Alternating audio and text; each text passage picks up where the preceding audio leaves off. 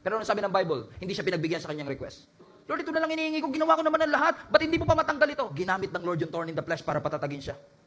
And the same Apostle Paul na humingi kay Lord at na-deny is the same Apostle Paul na nagsabi, I have fought the good fight. What's this? I have finished the race.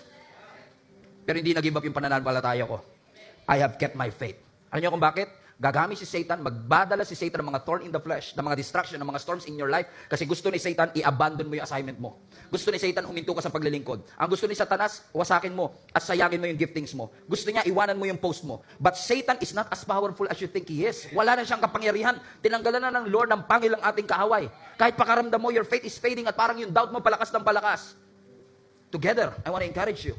Let us not be moved by temptation. Let us not be moved by oppositions. Let us not be moved by disappointments in our lives. Magpatuloy tayo. Hindi yung naging maganda ang childhood mo, but keep your faith. Nawalan ka ng trabaho, but keep your faith.